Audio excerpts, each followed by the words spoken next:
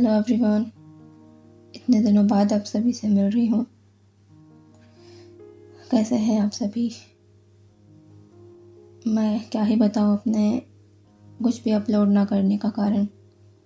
बहुत ही डिस्टर्ब थी मैं इन दिनों, अभी भी हूँ। अब देखते हैं कैसे सब कुछ ठीक होता है। ओके, तो इसके नेक्स्ट पार्ट को शुरू करते हैं। ओके, बिना देरी किए।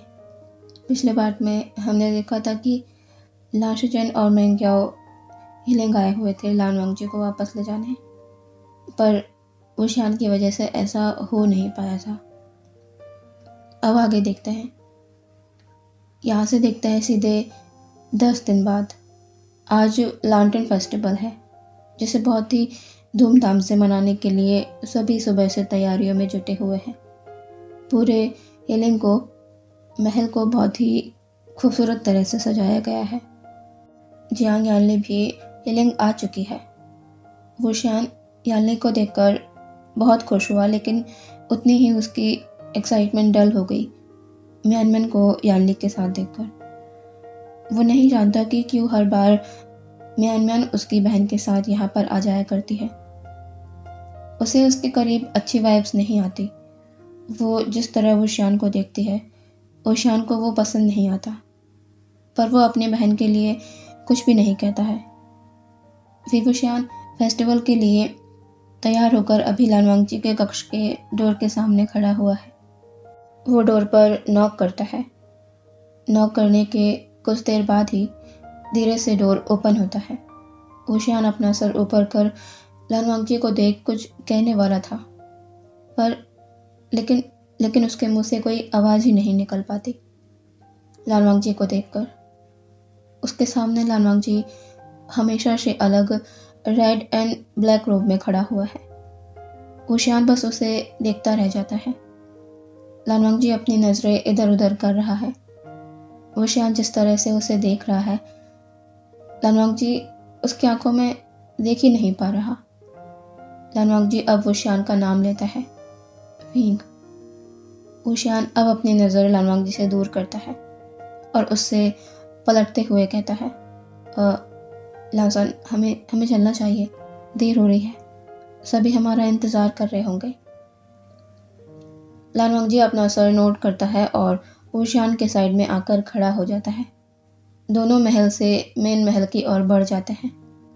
चलते चलते वुशियान बार बार लानवांगजी को ही देखे जा रहा है, जो लानवांगजी को भी समझ आ रहा है।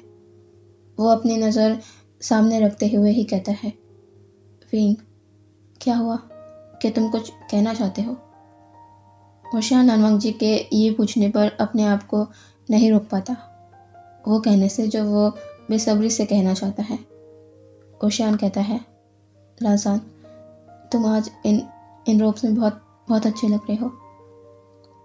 लानवांगजी के कदम ये सुन एकदम से रुक जाते हैं। वो टर्न होके वुशियान को देखता है। वुशियान कहता है, मैं झूठ नहीं कह रहा, सच में तुम पर ये रोब सच में बहुत अच्छे लग रहे हैं, तुम्हारी खूबसूरती को और भी ज़्यादा बढ़ा रहे हैं। लानवांगजी के कान इस पर लाल हो जाते हैं।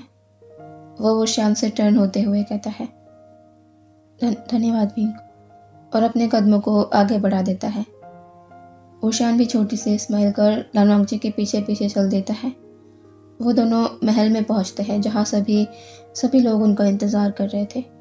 सभी लोग जब उन दोनों को साथ आते देखते हैं तो बस देखते रह जाते हैं। वो दोनों एक कपल की तरह नज़र आ रहे हैं। उनके रोब्स काफ़ी हद तक मैच कर रहे हैं। दोनों वहां आकर सभी को ग्रीट करते हैं। बस 2 लोग थे जो लानवांगजी और वुशियान को साथ देखकर खुश नहीं नज़र आ रहे थे, जो म्यानम्यान और वैनफेंग थे। वुशियान और लानवांगजी सभी से मिलने के बाद हीलिंग घूमने निकल जाते हैं। हीलिंग का आज का नज़ारा देखने लायक है। पूरा आसमान लैंटर्न से जगमगाता नज़र आ रहा है। अब यहाँ से देखते हैं कुछ समय बाद वुशियान के महल का सीन। लानवांगजी अपने कक्ष के बालकनी में खड़ा हीलिंग शहर को देख रहा है। उसके हाथ बैक में फोल्ड है, आंखें बिल्कुल खाली है।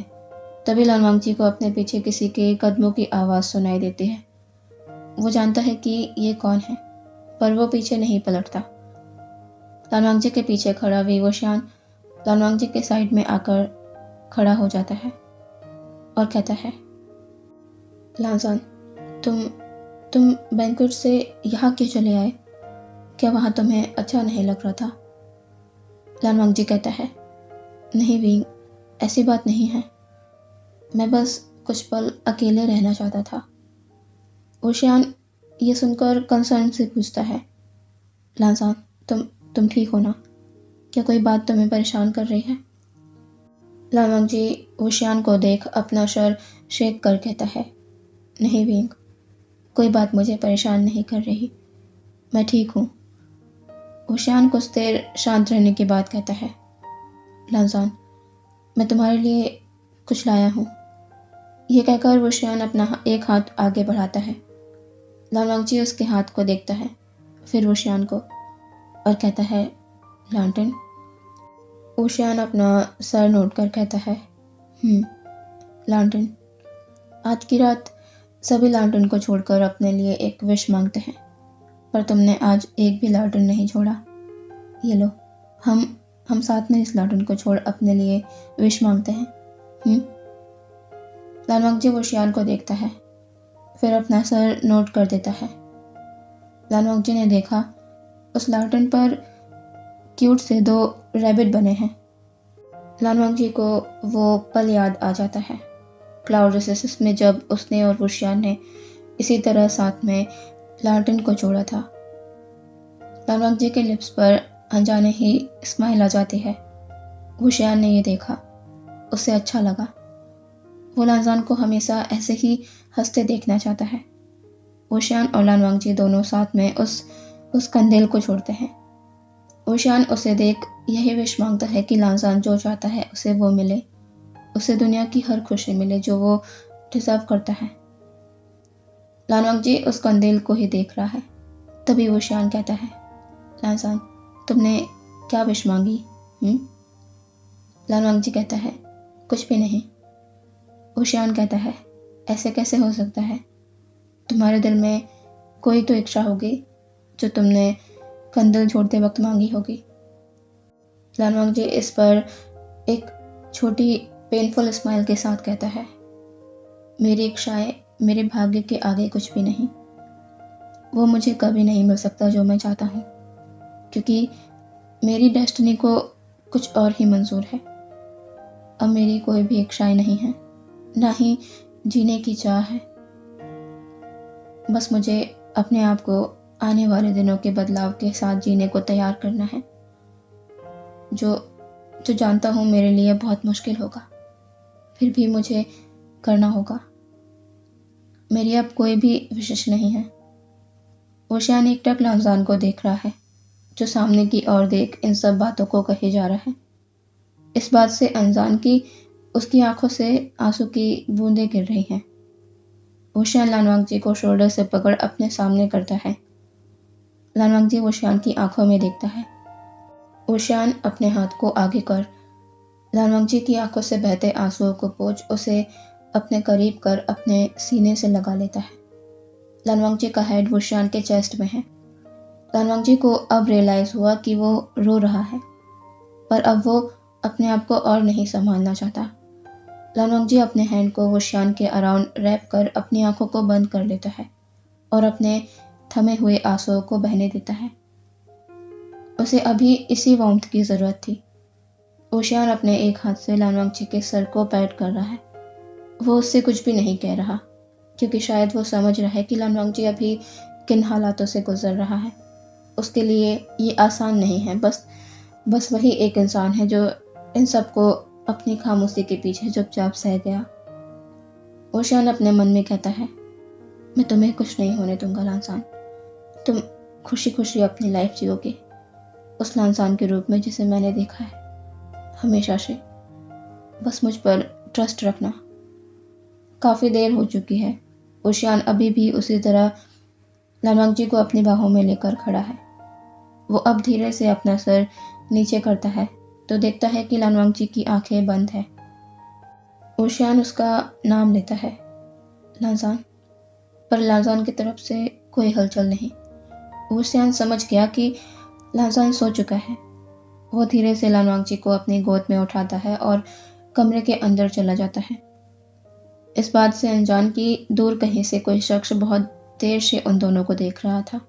ये वैनफेंग है, जो महल के नीचे थोड़ी दूरी पर खड़ा होकर ओशियान और लानवांगची को देख रहा था। उसने सब देखा, ओशियान और लानवांगची का साथ में कर्नदेल को छोड़ना, ओशियान का लानवांगची को हक करना और उसे अपनी गोद में उठाकर कमरे के अंदर ले जाना। उसकी मुठ्ठियाँ कसी हुई है और फेस पर एक अलग ही गुस्सा नजर आ रहा है। तभी कोई कहता है, क्या मैं जो सोच रही हूँ वैसा ही है? वैनफेंग पीछे पलटता है और देखता है कि उसके पीछे म्यानमन खड़ी हुई है। वो कहता है, राजकुमारी आप यहाँ? म्यानमन कहती है, मैं यहाँ। लेकिन तुम यहाँ क्या कर रहे हो? क्या मैंने जो देखा वो सच है? वैनफेंग कहता है, आप किस बारे में बात कर रही हैं? म्यानमन कहती है, अब इतना नासमझ भी मत बनो। जाहिर है मैं तुम्हारी बात कर रही हूँ, तुम्हारी और हांगुनजू की। जिस तरह से तुम उन्हें देख रहे थे, अगर मैं गलत नहीं हूँ तो तुम सच में हांगुनजू को चाहते हो और उन्हें अपना भी बनाना चाहते हो। मैंने सही कहा ना? वैनफेंग शॉकिंगली म्यानमन को देखता है। म्यानमन कहती है, इतना हैरान होने की ज़रूरत नहीं है। मैं घुमा फिरा कर बात नहीं करूँगी। मैं जो चाहती हूँ तुम भी वही चाहते हो, राजकुमार वी और हांगुनजू को अलग करना। और मैं इसमें तुम्हारा साथ भी दूंगी, बस तुम्हें वो करना होगा जो मैं कहूँगी। वैनफेंग कहता है, लेकिन ये कैसे संभव है? मैं कैसे हीलिंग पैट्रियार्क को हांगुनजू से दूर कर सकता हूँ? म्यानमन कहती है, मैंने सब सोच रखा है, बस कल का दिन है हमारे पास। ये मौका हमें किसी भी तरह नहीं गंवाना है। वैनफेंग कहता है, कैसा मौका?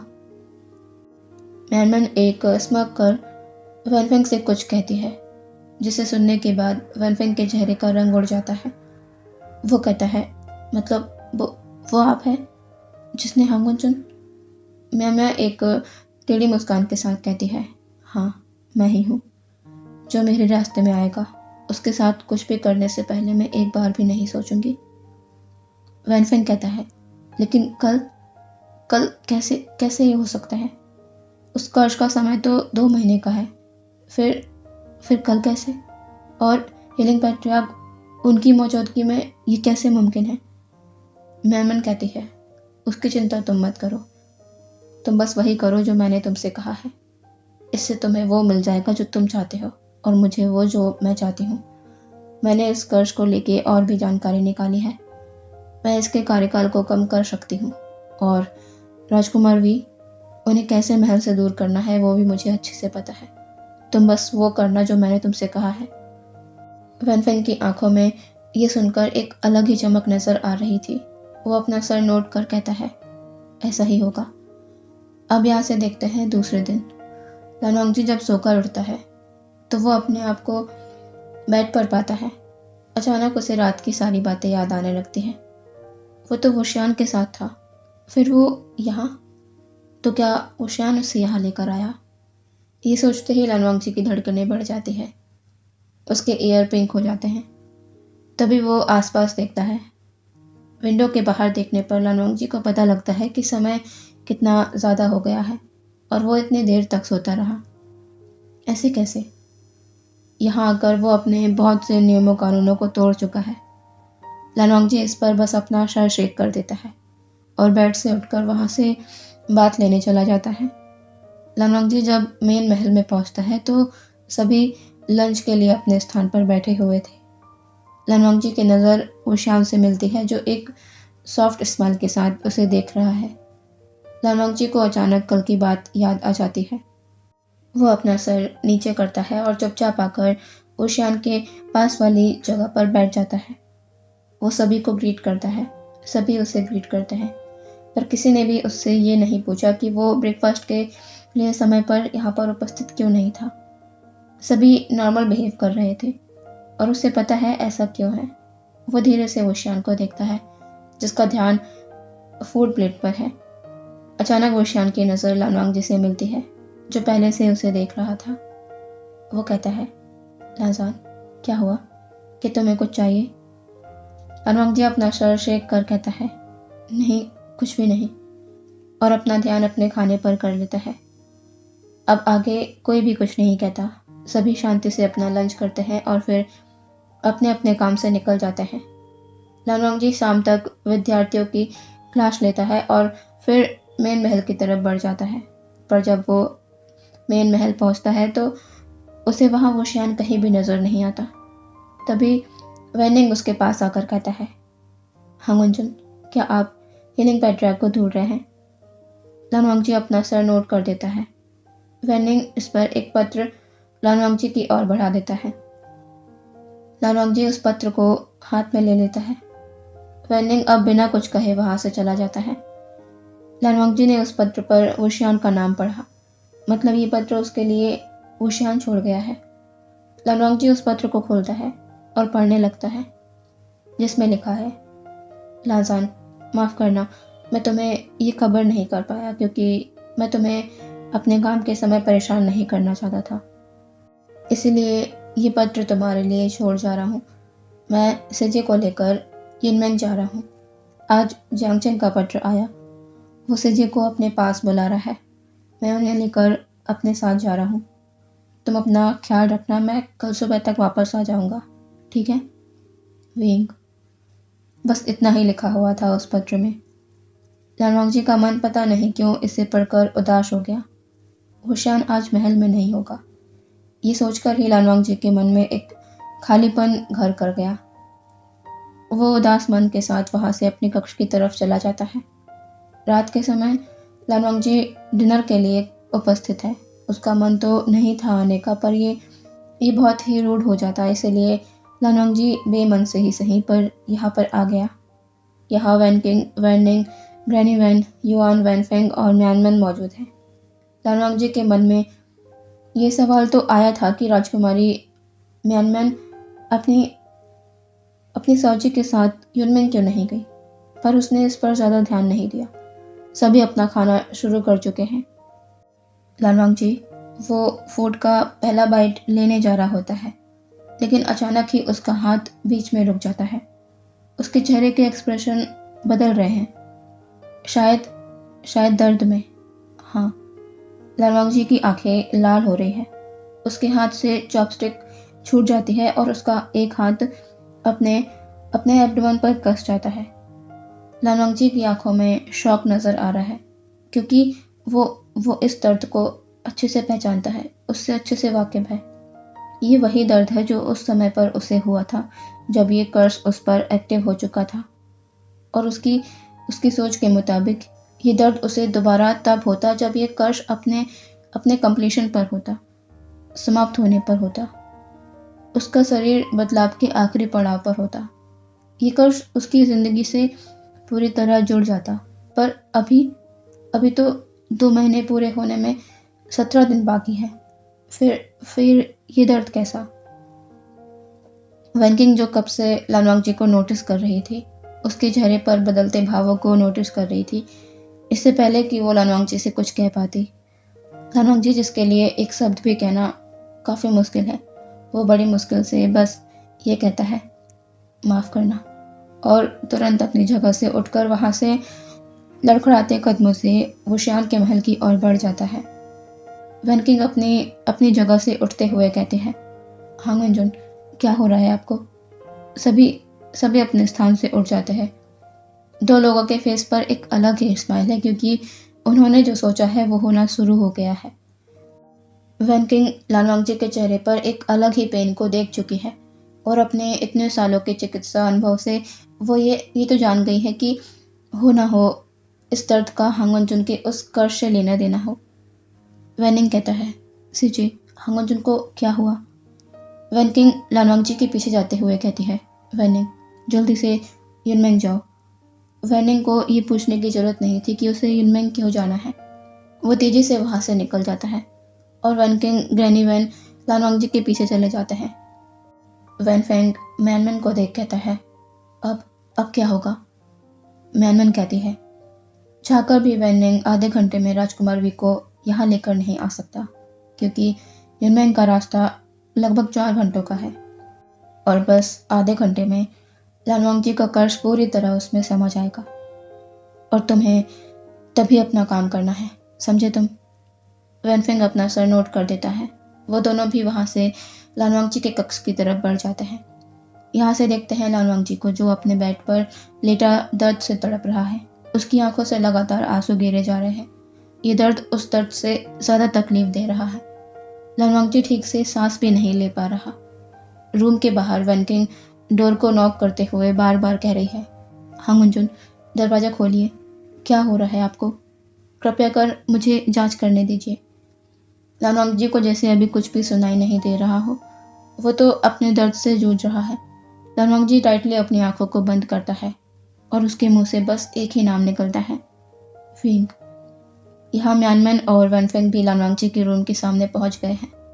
म्यानमैन वैनफेंग को इशारा करती है और वैनफेंग म्यानमैन के इशारे को समझ मौका देखते ही अपनी पावर से लानवांगजी के रूम के डोर को ओपन करता है और उसके अंदर चला जाता है। इससे पहले कि कोई कुछ समझ पाता या वैनकिंग कक्ष के अंदर जा पाते, वो डोर एक तेज आवाज़ के साथ बंद हो जाता है। वैनफेंग ने डोर को अपनी पावर से लॉक कर दिया है। वैनकिंग पहले तो समझ नहीं पाती कि ये क्या हुआ, लेकिन जब वो अपने दिमाग पर जोर डालती है तो उसे समझने में देर नहीं लगती कि वैनफेंग किस इंटेंशन से हांग वनचुन के कक्ष में गया है। ये सोचते ही वैनकिंग की आंखें शौक में बड़ी बड़ी हो जाती है। वो जोर से वैनफेंग का नाम लेते हुए कहती है, वैनफेंग, अभी के अभी हांग वनचुन के कक्ष से बाहर आओ, वरना अच्छा नहीं होगा। सुन रहे हो तुम? मैंने कहा बाहर आओ कक्ष से। वैनफेंग जो वैनकिंग की बात को सुन रहा है, पर वो उसे पूरी तरह इग्नोर कर बेड पर लेटे लानवांगजी की तरफ बढ़ रहा है। वो लानवांगजी के पास आकर खड़ा हो गया है, जिसकी आंखें टाइटली बंद है। वैनफेंग के फेस पर लानवांगजी को देख एक अजीब से स्माइल है, जैसे उसने आज वो पा लिया हो जिसकी उसे ख्वाहिश थी। वो अपना एक हाथ आगे बढ़ाता है लानवांगजी के फेस की ओर। लानवांगजी, जिसके दिमाग में बस अभी दो चीज़ें चल रही हैं, एक तो उसकी बॉडी का ये असहनीय दर्द और विंग जिसे वो अपने पास चाहता है। लानवांगजी के इस सोच की कड़ी टूट जाती है जब उसे अपने फेस पर अननोन टच फील होता है।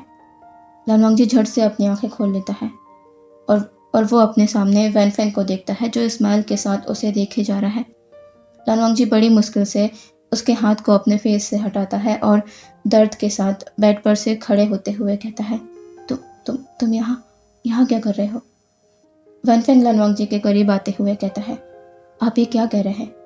इस समय मुझे आपके पास होना चाहिए। आपको मेरी ज़रूरत है, क्योंकि हम अब हमेशा के लिए जो साथ बनने वाले हैं। लानवांगजी इतने तो होश में था कि वैनफेंग की कई बातें उसे समझ आ रही थी। वो अपने कदम पीछे लेते हुए कहता है, ये क्या कह रहे हो तुम? यहाँ से चले जाओ। वैनफेंग लानवांगजी के करीब आते हुए कहता है, मुझे अपने से दूर मत कीजिए, बस मैं ही आपकी मदद कर सकता हूँ। यहाँ पर वो नहीं आएंगे जो आप सोच रहे हैं, जिसके बारे में आप सोच रहे हैं। बस कुछ समय के लिए इस दर्द को सह लीजिए, फिर आप पूरी तरह बदल जाएंगे और मैं आपको तब अपना बना लूँगा। सब कुछ बदल जाएगा, फिर आप बदल जाएंगे और मेरे हो जाएंगे। फिर मैं आपको यहाँ से दूर ले जाऊँगा। हमारा अपना परिवार होगा। आप अपने सारे पुराने रिश्तों को भूल जाना, अपनी पुरानी पहचान को भूल जाना। बस मुझे याद रखना। वैनफेंग अभी पागलों की तरह बातें कर रहा था। लानवांगजी को उसकी बातें समझ आ रही थी। वो जान गया है कि वैनफेंग को पता है उसका कर्ज पूरा होने वाला है। मतलब वो उस शख्स से जुड़ा हुआ है जिसने उसे कर्ज दिया है, और वो शख्स और वैनफेंग नहीं चाहते कि लानवांगजी अपने असली रूप में जिए। वो उसे फीमेल में कन्वर्ट करना चाहते हैं। लानवांगजी कुछ समझ नहीं पा रहा। वो अब क्या करे? उसे अपने सामने सब कुछ बिखरता हुआ नजर आ रहा है। वो अचानक अपने घुटनों पर आ जाता है और अपने एब्डोमेन को होल्ड करते हुए फ्लोर पर ही लेट जाता है। उससे अब ये दर्द बर्दाश्त नहीं हो रहा। अब उससे कुछ कहा भी नहीं जा रहा। वैनफेंग लानवांगजी के पास आकर अपने घुटनों के बल बैठ जाता है और उसके फेस पर बिखरे बालों को दूर हटाते हुए कहता है, हाँ मुंजुन, बस कुछ देर और, फिर ये दर्द खत्म हो जाएगा। लानवांगजी के मुंह से बस एक ही नाम निकलता है, फिंग, जो सुनकर वैनफेंग को गुस्सा आ जाता है। वो लानवांगजी को झटके से फ्लोर से ऊपर उठाकर अपने लैप में ले आता है और उसके फेस पर हाथ फहराते हुए कहता है, आप उनका नाम क्यों ले रहे हैं? वो आपके पास नहीं आएंगे, क्योंकि आपके पास बस बस 20 मिनट है। उसके बाद वो आ भी जाए तो कुछ भी नहीं होगा, क्योंकि तब तक आप मेरे हो चुके होंगे। मैं आपको अपना बना चुका होऊंगा। तब सभी आपको आपको मेरी होने वाली वाइफ के रूप में देखेंगे, क्योंकि आप तब हांगुनजुन की पहचान खो चुके होंगे। ये कहता वैनफेंग पागलों की तरह हंसने लगता है। लनवांग जी उसे देख रहा है। वो उसकी पकड़ से छूटना चाहता है, पर उसमें अभी अभी उतनी स्ट्रेंथ ही नहीं कि वो अपने आप को बचा सके। उसने नहीं सोचा था कि उसकी डेस्टिनी इतनी क्रूअल होगी उसके साथ। पता नहीं किस बात की सज़ा उसे मिल रही है। वो ऐसा जीवन नहीं चाहता। उसमें तो अभी इतनी स्ट्रेंथ भी नहीं कि वो उशियान के अलावा किसी और को छूने से पहले अपनी जान खुद ही ले ले। वो ये भी नहीं कर पा रहा। अभी सबसे ज़्यादा बेबस महसूस कर पा रहा है वो खुद को। वैनफेंग लनवांग जी के फेस के करीब झुक रहा है। लनवांग जी टाइटली अपनी आंखों को बंद कर लेता है। इससे पहले कि वैनफेंग के लिप्स लनवांग जी के लिप्स को छू पाते, कमरे का डोर एक तेज आवाज़ के साथ खुल जाता है और एक तेज हवा का झोंका उस कमरे के सामानों को बिखेर बिखेर कर वहाँ से चला जाता है।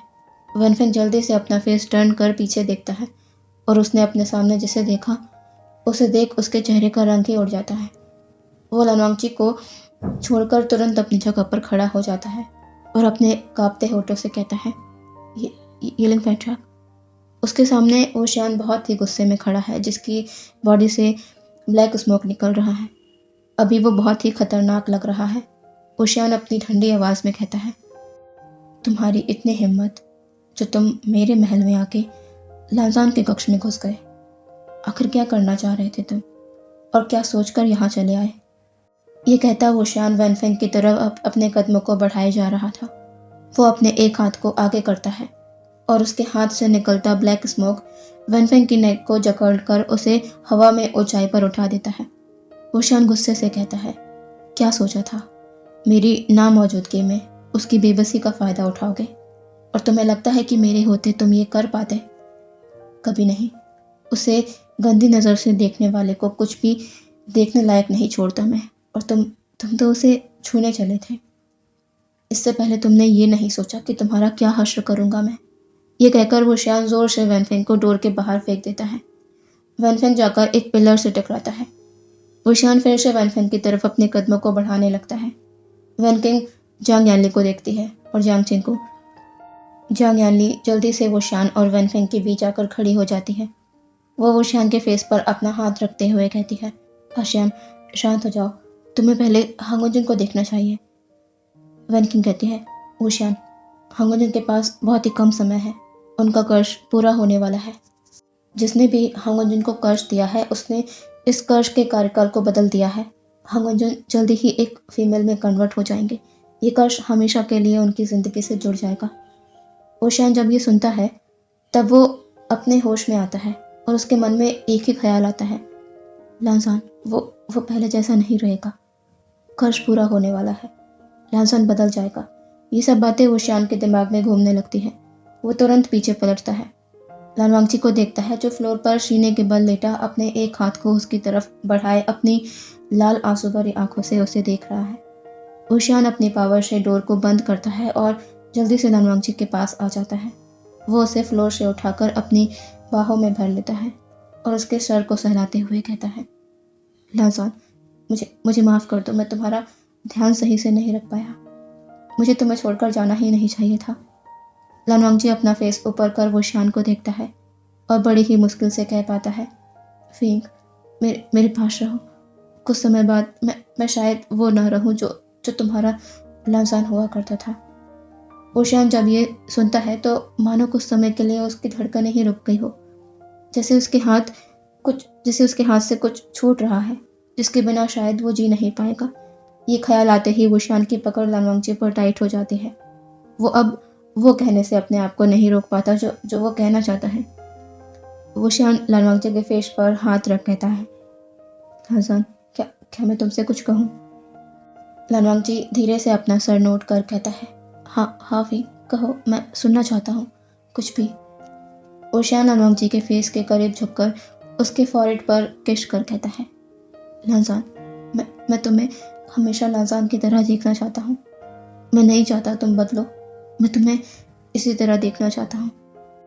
एक और बात थी जो वुशियान लानवांगजी से कहना चाहता था पर कह नहीं पाया। वो अपने मन में ही इस बात को कहता है, मैं तुम्हें अपने लानसान की तरह प्यार करना चाहता हूँ जिस लानसान को मैंने हमेशा चाहा है। लानवांगजी वुशियान की इस बात को सुनकर कि वो उसे बदलता देखना नहीं चाहता, अपने जज्बातों को कंट्रोल नहीं कर पाता। वो वुशियान की नेक में अपना फेस रख रुआसी आवाज़ में कहता है, मैं नहीं चाहता, मैं बदलना नहीं चाहता, मैं हमेशा लानसान की तरह रहना चाहता हूँ। तुम्हारा लानसान, क्या मेरी विश पूरी हो सकती है? मैं नहीं बदलना चाहता मैं नहीं बदलना चाहता। वुशियान ने वो सुन लिया जो वो सुनना चाहता था। अब वो आगे पीछे कुछ भी नहीं सोचना चाहता। वुशियान लानवांगजी को अपनी गोद में उठाता है और उसे लेकर बेड पर आ जाता है। लानवांगजी वुशियान के चेस्ट में हाथ रख कहता है, फींग। वुशियान कहता है, लानसान।